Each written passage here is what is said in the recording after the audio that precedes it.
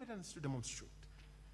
Honorable members, I'm afraid, with tremendous respect, Mr. Speaker, sir, Rule 19 of Part 1 of the 5th schedule of your rules expressly forbids, which is the gist and the thrust of our preliminary objection. And you have heard it be told to you that His Excellency, the Governor, failed, refused, objected to assent to the Nairobi City County Appropriation Act of 2020. But they've omitted to inform me in their opening statement that that is a matter pending before court. The Constitutional Court yesterday, as late as yesterday, declared itself before the Honorable Justice Burima, Constitutional Petition E348 of 2020, which again has another hearing date on the 18th of December. Honorable members, His Excellency the Governor is saying your standing orders in Standing Order number 98 3C forbids you from venturing there. And may I remind you, honorable members, you have deference for our court. The judicial authority espoused in Article 159(1) of our Constitution derives from the people. But the County Assembly wants you, honorable members, Mr. Speaker, sir, to trample on that right, on that authority. Mr. Speaker, sir, His Excellency the Governor, by means of his preliminary objection, has stated that his refusal to assent to that Appropriation Act is sub judice. And he will demonstrate in his preliminary objection, which Mr. Speaker, sir, will urge and request. Speaker, sir, this Honorable House, in deference to the judicial authority that is espoused in Article 159(2), is this Honorable House defers that. And yet, cognizant of this very fundamental aspect, Mr. Speaker, sir, honorable members,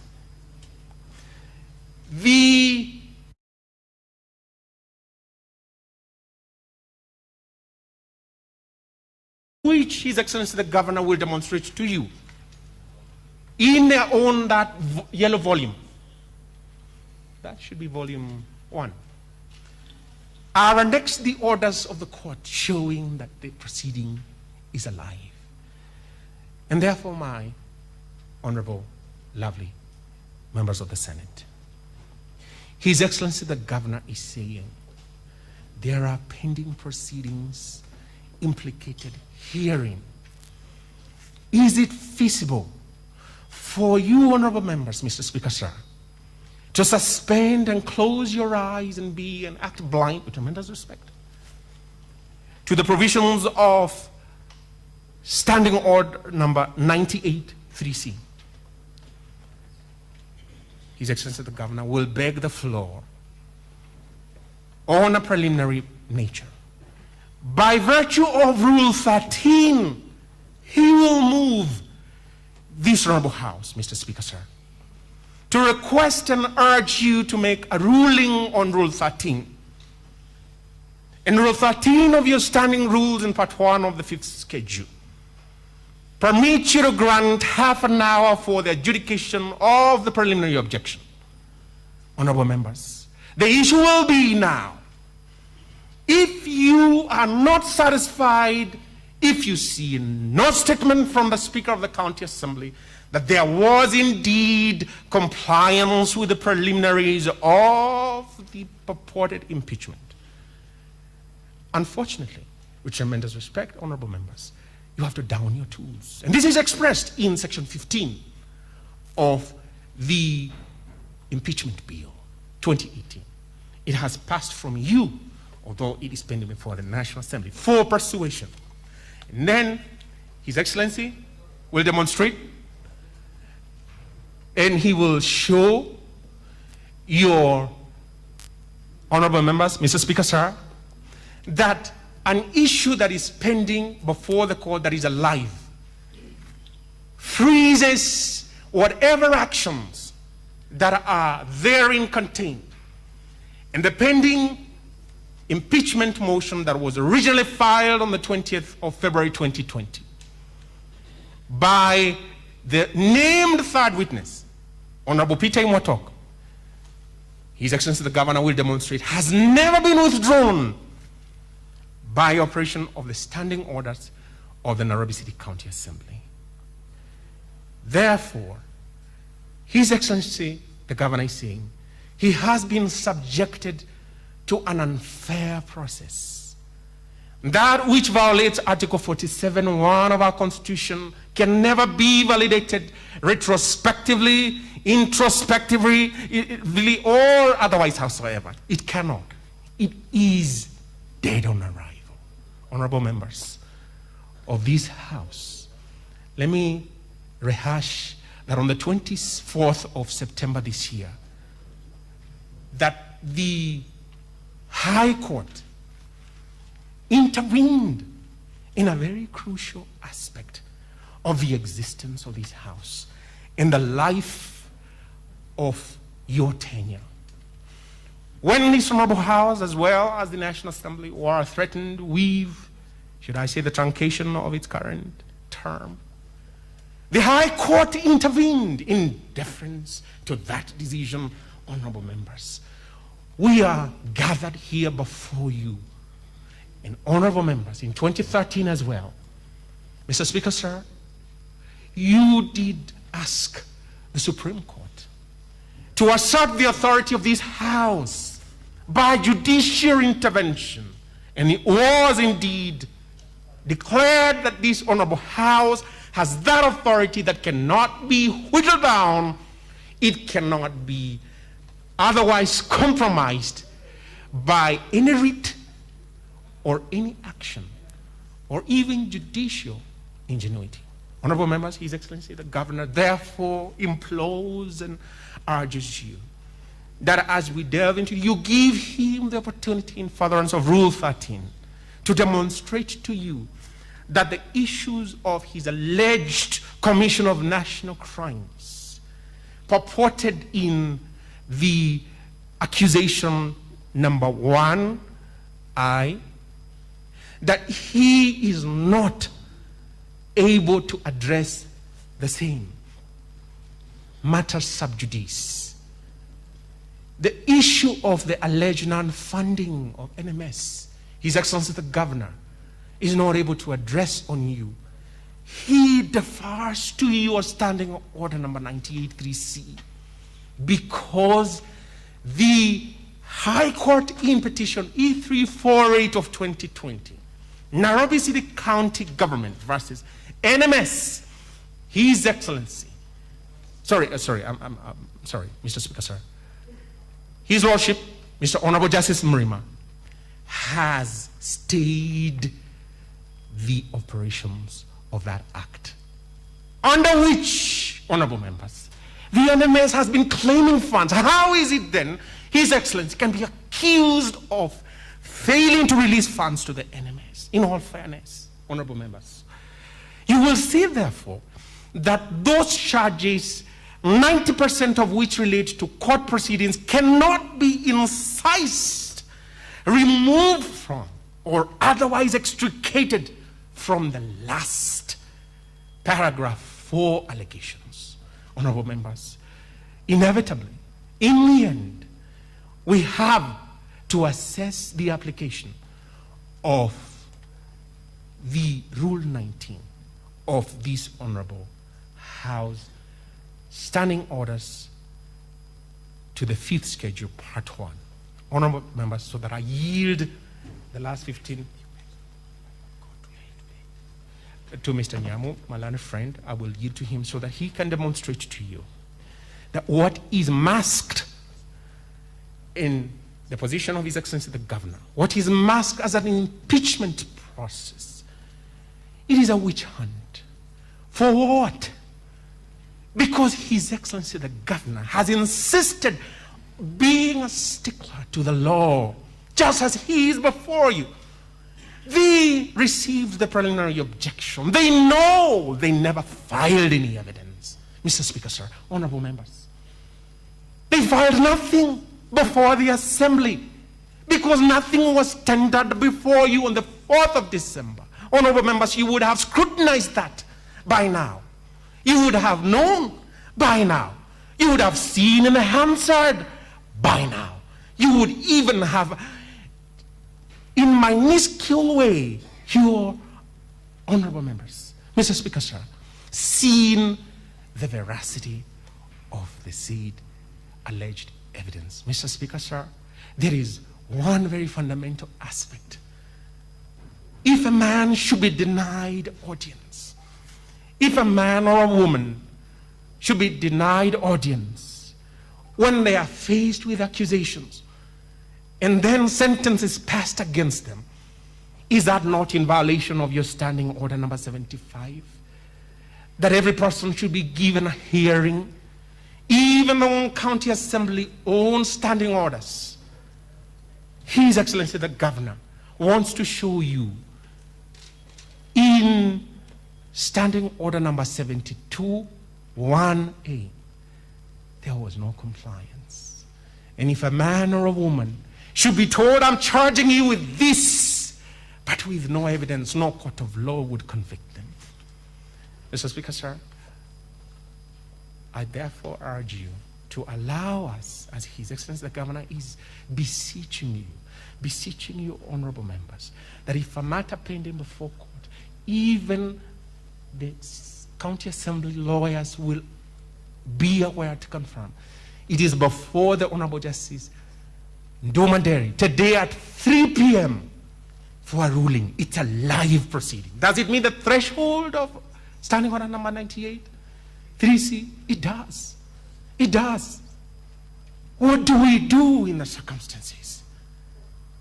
We have to yield and yield, Mr. Speaker, sir, honorable members, to the standing orders. They advise us. They map the way forward. They are the beacon light telling us we must stay this hearing. I yield to Mr. Nyamo to conclude the opening remarks for His Excellency the Governor, in which event, the last minute, Mr. Speaker, sir, I will come back to request for my application to be considered. Thank you.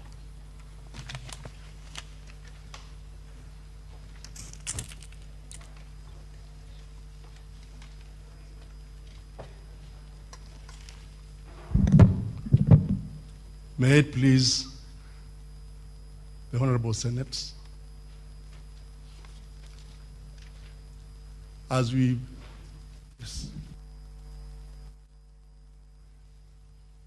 the Senate convenes here for purposes of considering the motion brought by the County Assembly of Nairobi City County, it is mandated to perform a quasi-judicial role as opposed to a legislative role. This is because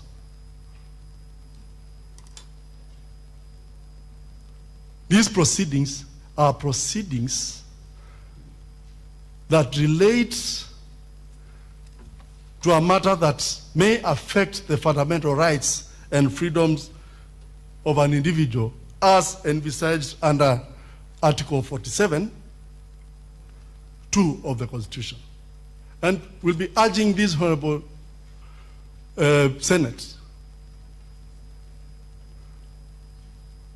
to assume the role of an adjudicatory body when dealing with this matter. To have at the back of its mind that it is being asked to interfere with the fundamental rights of the Governor of Nairobi, Honorable Mike Mbuvi Sonko, under Article 38(3) of the Constitution, which is the right to be a candidate for public office and, if elected, to hold office. It is also being requested to interfere and interrogate a situation as to whether it would interfere with the democratic rights and principles of the citizens of Kenya, and more specifically, the residents of Nairobi. 800,000 of whom elected Mike Buvi Sonko as governor for Nairobi.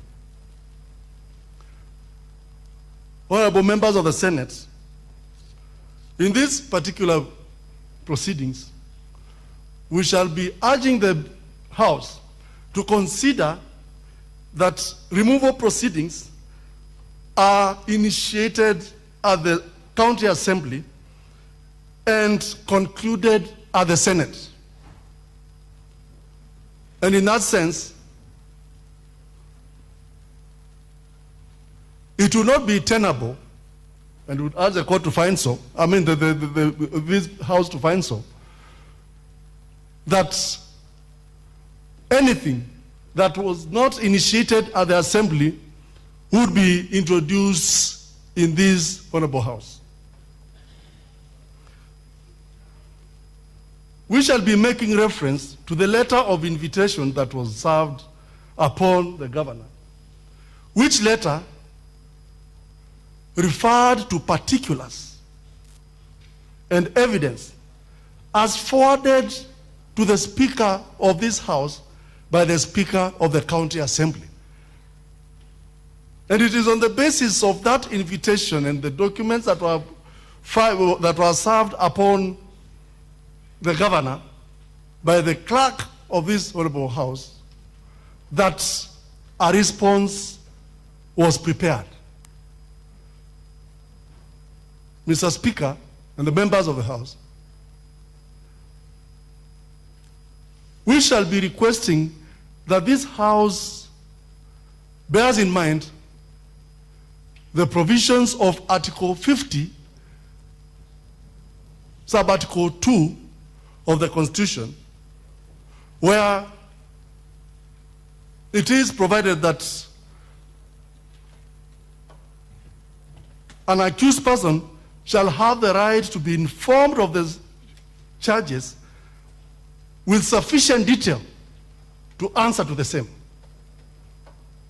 and to have adequate time and opportunity to prepare response. In this particular case,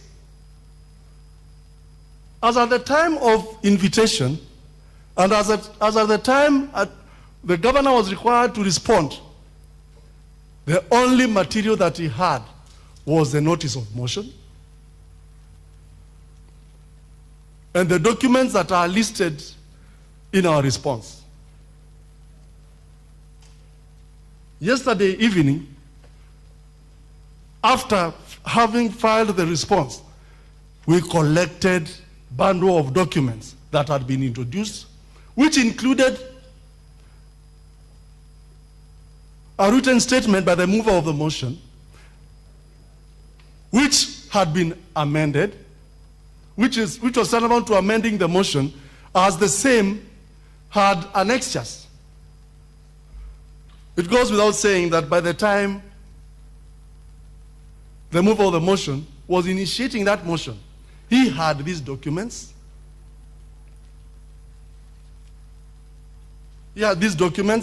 And for that matter, he ought to have relied on them at the County Assembly. As I finish, I would urge this House to strictly consider the standing orders of the County Assembly as referred to in the Section 14 of the County Governments Act, where that particular assembly has to be guided and bound by its standing orders.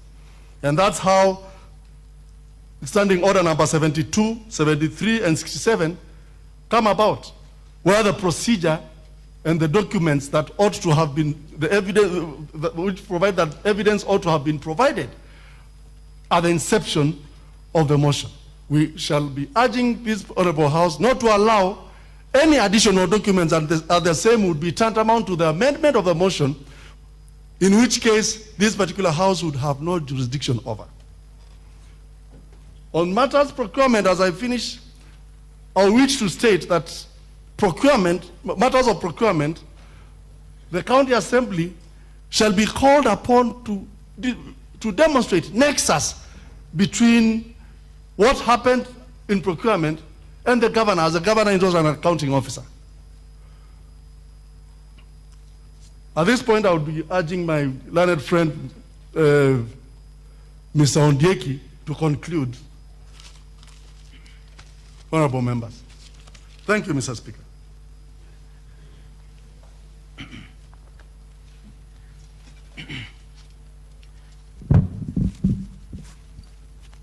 Honorable members of the Senate, this is the biggest court in the Commonwealth, because today, as you see it as the biggest court, which will perform a judicial function, which means procedure is critical and very important.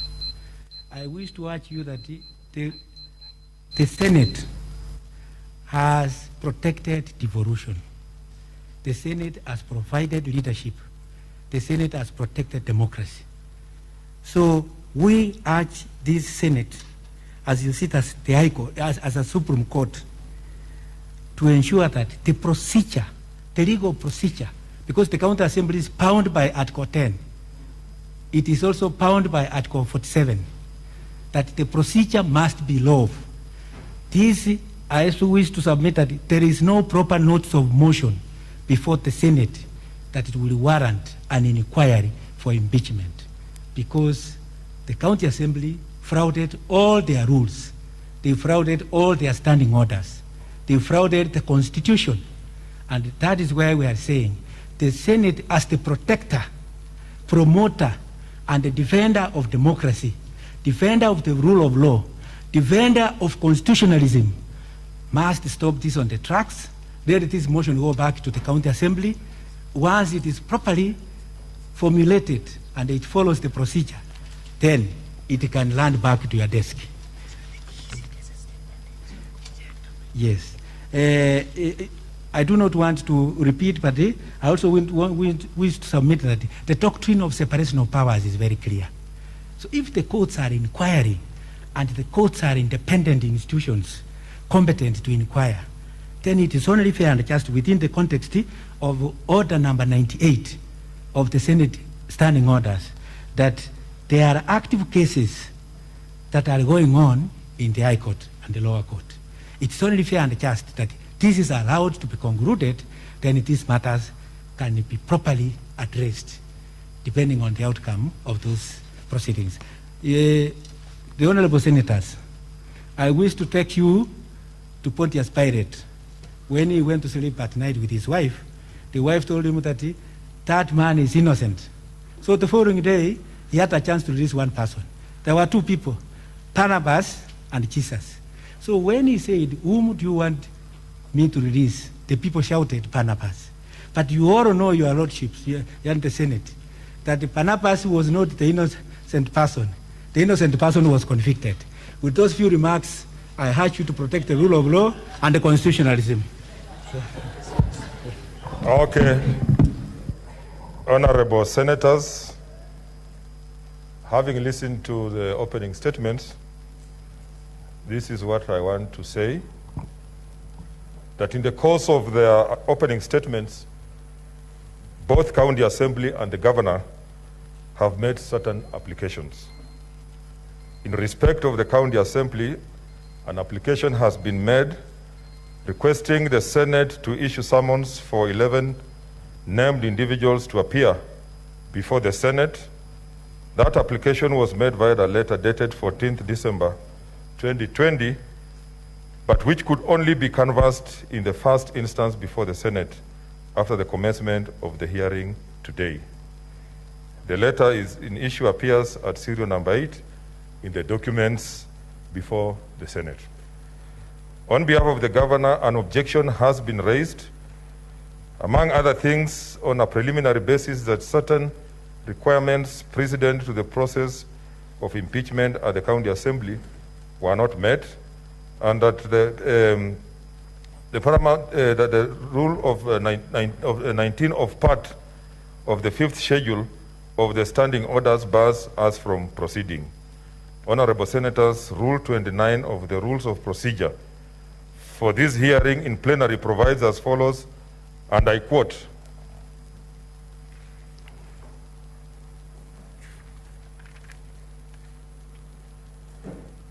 where on a particular question or matter, including but not limited to questions of evidence, materiality, relevance, competence, or admissibility of evidence, and any questions consequential or incidental thereto, no provision has been made in the standing orders or in these rules. The Speaker of the Senate shall rule on the question or matter, and the ruling of the Speaker shall be final. Honorable Senators, pursuant to rule number 29, I will make my determination on the applications made when the Senate resumes after the lunch break. The Senate now stands adjourned until 2:15 p.m. today.